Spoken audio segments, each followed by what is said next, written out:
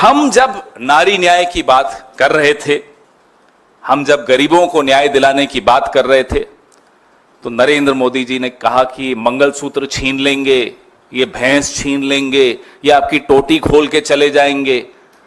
अजीब सी वाहियात सी बातें सुनने को मिली इस कैंपेन में। 140 करोड़ लोगों का प्रधानमंत्री, 10 साल का प्रधानमंत्री, टोटी चोरी, भैंस चोरी, ऐसी ऐसी बातें इस प्रचार में आपने वहां से सुनी।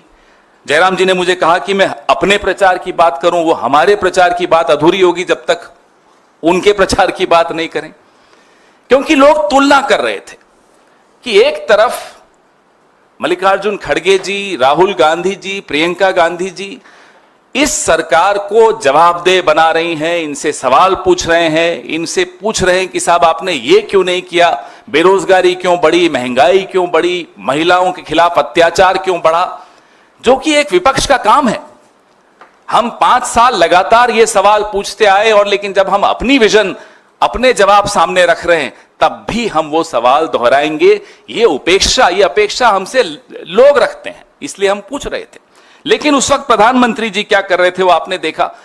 जो प्रधानमंत्री की भाषा थी, कुछ वक्त के लिए तो हमारे सुप्रिया जी के जो काउंटर पार्ट हैं अमित मालवीय जी, वो घबरा गए कि मेरी नौकरी खतरे में आ गई, मोदी जी तो ट्रोल बन गए।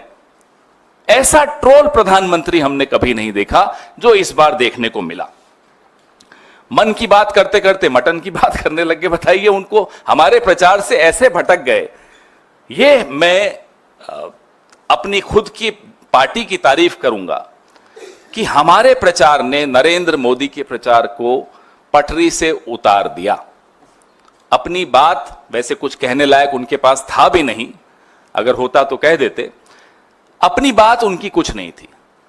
कल परसों खड़गे साहब ने बताया आपको प्रेस वार्ता के जरिए कितनी बार उन्होंने मोदी का नाम लिया, और कितनी बार कांग्रेस का नाम लिया, कितनी बार राहुल जी का नाम लिया, बीच बीच में नेहरू जी का भी नाम लिया। लेकिन देश को यह नहीं बताया कि आपने किया क्या, आप करने क्या वाले हैं।